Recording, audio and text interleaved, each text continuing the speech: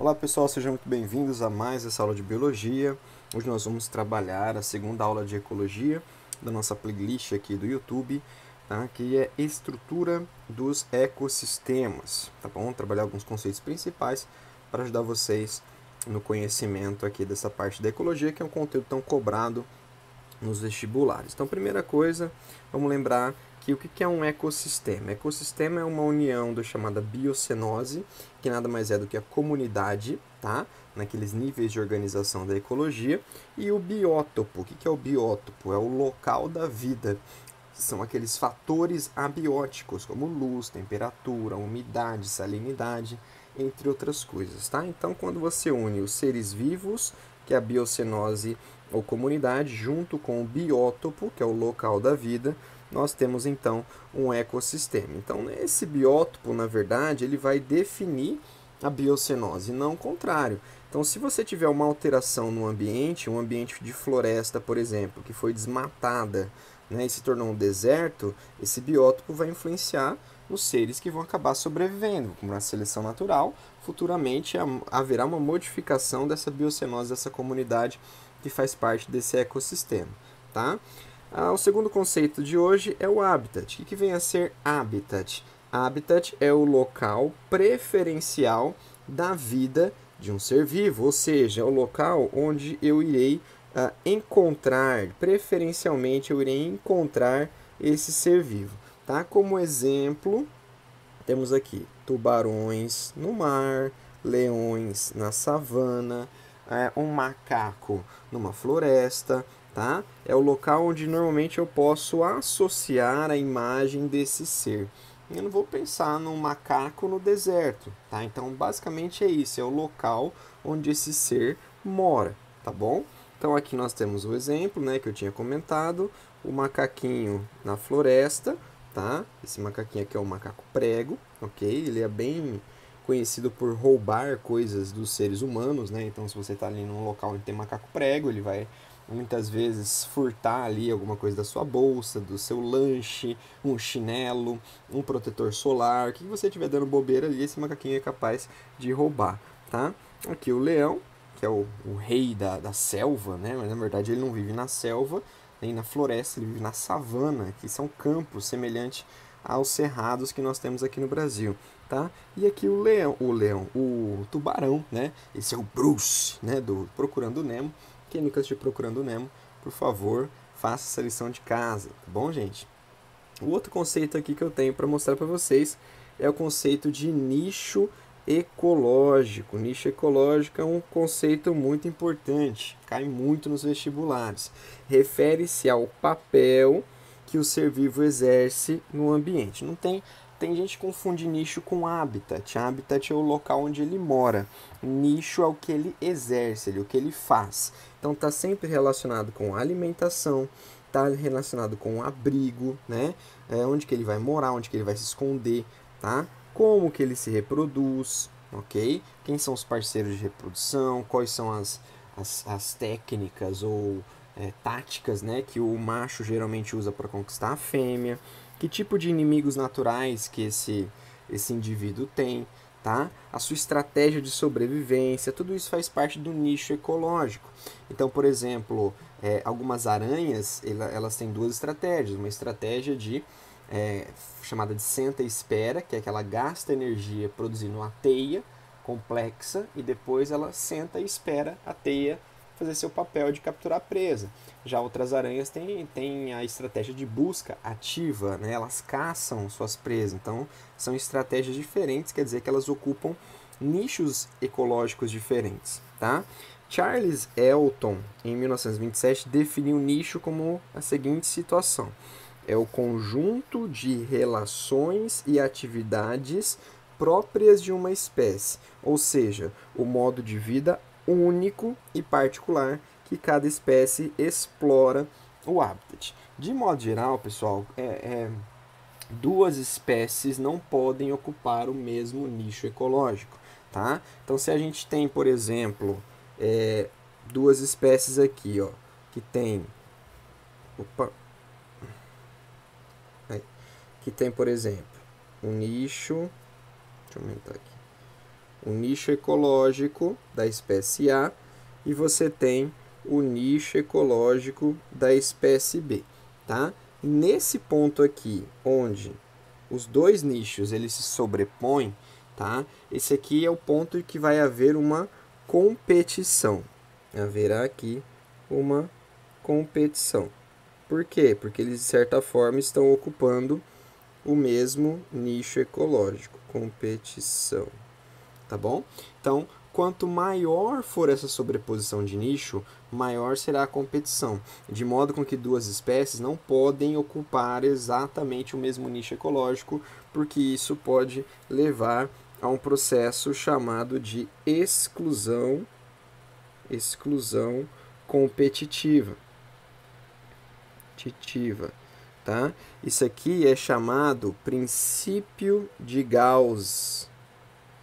Princípio de Gauss. O que é o princípio de Gauss? É o princípio da exclusão competitiva. Duas espécies não podem ocupar exatamente o mesmo nicho ecológico, pois não há espaço para as duas. Então, nesse caso, A e B elas podem coexistir, porque vai haver coisas que a espécie A faz exclusivamente, a espécie B exclusivamente, e tem, obviamente, esse ponto de intersecção aqui que elas vão competir. Pode ser que elas estejam competindo por uma fonte de água, né, no ambiente, mas elas podem coexistir tranquilamente, tá? Mas se houver uma sobreposição completa de nichos, tá?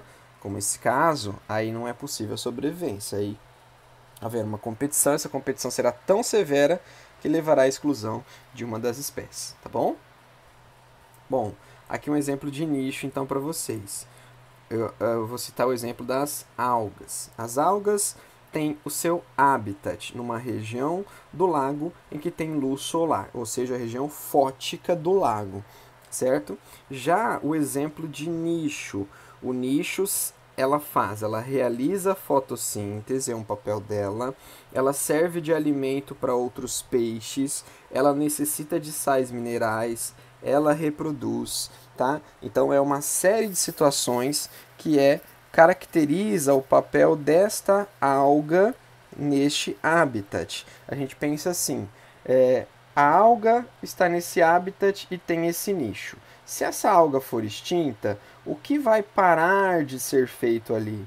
Que papel vai parar de ser exercido no habitat? Basicamente isso é um nicho, tá bom? Então não confunda habitat com nicho, beleza? Muitos falam que é a profissão do ser na natureza, mas não é simplesmente a profissão, né? Tudo que envolve ali a sua existência, tá bom?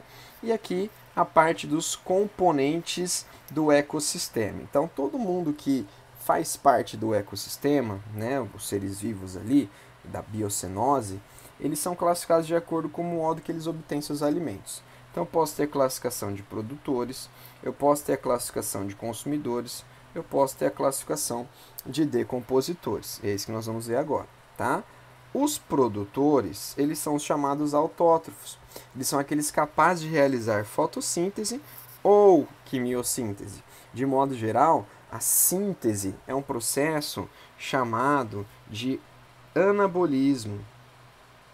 Anabolismo é a construção, tá? Você pega moléculas menores, moléculas mais simples, e você junta essas moléculas, tá? Faz um processo de redução ali, acrescentando elétrons e hidrogênios, e cria moléculas maiores, os carboidratos, que são os principais ali, tá? Utilizados na alimentação, né? na base da cadeia alimentar.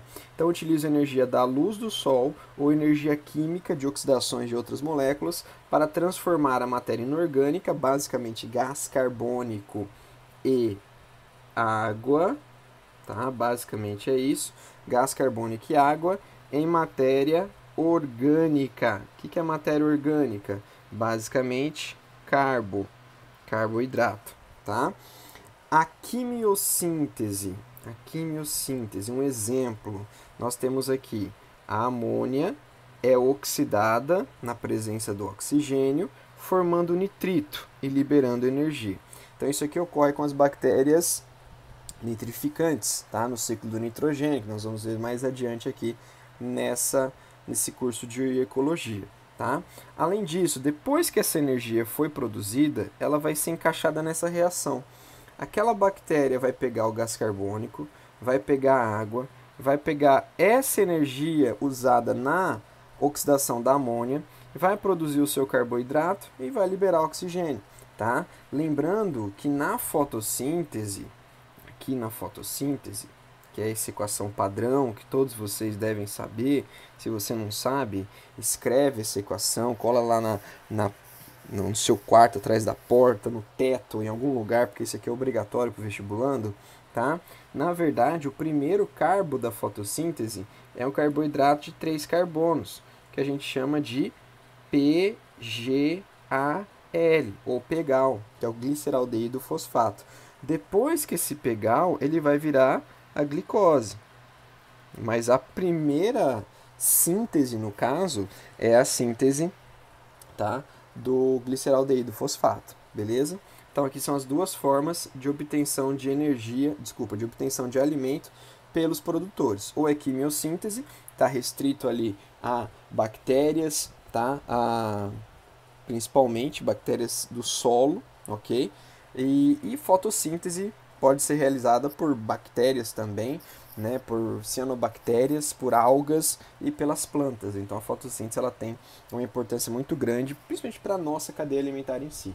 Tá? Existem cadeias alimentares que começam com a base da quimiossíntese, geralmente cadeias alimentares marinhas, no fundo do oceano, onde tem aquelas fontes, aquelas ressurgências, né, aquelas chaminés no fundo do oceano. Tá? Mas na maior parte aqui das nossas cadeias alimentares envolvendo os animais, começa com uma fotossíntese. Tudo bem? Aqui algumas imagens, né, das bactérias fotossintetizantes, das algas que podem ser microscópicas ou macroscópicas, como o caso dessa aqui, e das florestas, que não são os pulmões do mundo, mas têm uma importância gigantesca, tá, na renovação da temperatura, né, da amenização do calor. Eu digo que é o ar-condicionado do planeta, as florestas, tá bom? Bom, com relação aos consumidores, eles são classificados como heterótrofos, porque eles são incapazes de produzir o seu alimento, eles têm que obter o alimento do meio, tá? Então eles vão se alimentar de outros organismos, dependendo de maneira direta, se ele for um herbívoro, ou indireta, se ele for um carnívoro ou onívoro, dos produtores. Mas precisa ter um produtor sempre para sustentar um consumidor. Tá? Eles podem ser classificados de acordo com o nível que eles serão consumidores, né? Então, se ele for um consumidor de planta, ele é um consumidor primário. Se ele for um consumidor de um consumidor primário, ele é secundário e assim por diante, tá? Mas não se preocupe, porque as classificações muito altas não serão possíveis aqui. Eu vou explicar isso para vocês na aula de cadeias alimentares, tá bom? Então, é isso. Aí nós temos aqui os herbívoros. Tá? Os herbívoros são aqueles que se alimentam exclusivamente de produtores, tá? De plantas, e eles sempre, tá? Sempre ocupam o nível de consumidor primário, sempre, tá? Vai ser o nosso C1. Então aqui você vai ter produtor, setinha, C1, consumidor primário. Sempre na cadeia alimentar, a seta é muito importante, o sentido da seta, porque ela vai dar comida para quem come. Então, do caso, o produtor para o consumidor primário, beleza? Então, aqui, por exemplo, nós temos um urso, tá? Esse urso aqui, urso panda, que está se alimentando de bambu. Então, ele é um consumidor primário, mas assim, o urso panda, ele não é, nesse momento, ele está sendo um consumidor primário, porque ele está se alimentando de plantas, mas ele, como ele é um urso, ele é da família Ursidae, né? Ele está dentro do grupo de carnívoros, então ele pode sim comer carne, tá bom? Mas aqui ele está representando um consumidor primário. Aqui o zooplâncton, que se alimenta de fitoplâncton, e aqui, né, um veado, uma gazela, né, um antílope, um herbívoro da África, se alimentando das folhas mais altas. Eu chamo a atenção aqui para essa imagem, né, porque mostra que aqui nós temos a vegetação toda seca, tá? E ele, em vez de comer essa vegetação seca, ele está fazendo o quê? Ele está se esforçando, ele está ficando nas patas traseiras para alcançar as folhas mais altas da árvore. Isso, gente, olha, pensa na ideia de Lamarck, né? Pensa que Lamarck teria visto uma cena como essa. Seria muito plausível imaginar que esse pescoço poderia crescer conforme o bichinho se esforça. É claro que a gente sabe que isso hoje não é verdade, né? Que Darwin provou, né, que a seleção natural que influencia nas características das espécies. Mas depois de ver isso aqui, eu até entendo, né, a ideia de Lamarck, porque é uma imagem impressionante do bichinho se equilibrando ali nas patas traseiras, né? Sobre os carnívoros. Os carnívoros, eles se alimentam de outros animais e dependendo da posição que ele ocupa, ele pode ser um secundário, ele pode ser um terciário, ele pode ser um quaternário, mas, atenção, nunca eles serão consumidores primários, tá? Então, isso aqui é muito importante. Eles nunca serão consumidores primários. Você sempre vai ter um produtor, você sempre vai ter um consumidor primário, que não é um carnívoro, e a partir daí você pode ter um carnívoro na posição de consumidor secundário, tá bom? Aqui os exemplos, né? A bela onça, Pantera onca, do nosso Pantanal, da nossa Amazônia, muito comum na América do Sul, tá? Aqui um gavião, que é uma ave de rapina. Ave de rapina são aquelas aves que têm garras muito fortes e afiadas e um bico pontudo para rasgar a carne. E aqui uma serpente, uma cascavel, também muito comum nas Américas, que se alimenta de outros animais, portanto são carnívoros, certo?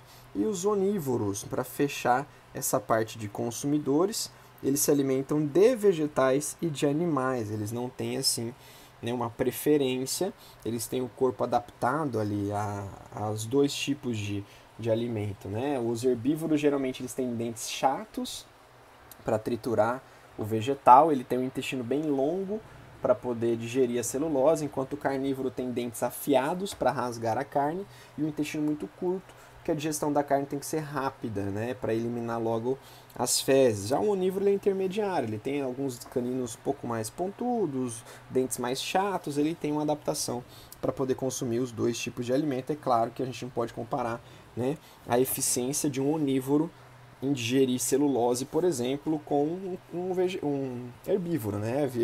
Vide o ser humano. Nós podemos nos alimentar de plantas, mas nós não vamos extrair a energia que a celulose poderia nos dar se caso nós tivéssemos aquela associação com bactérias que digerem a celulose, tá? Então, esses bichos podem ser consumidores primários, secundários, terciários, como por exemplo o próprio ser humano, uma ema, o lobo-guará, que está estampando agora a nota de R$ 200, pouca gente conhecia, e o jabuti, né? Jabuti, que é aquele quelônio, é aquele réptil de terra firme, ele não gosta de nadar, então não jogue seu jabuti na piscina que ele pode se afogar, tá bom?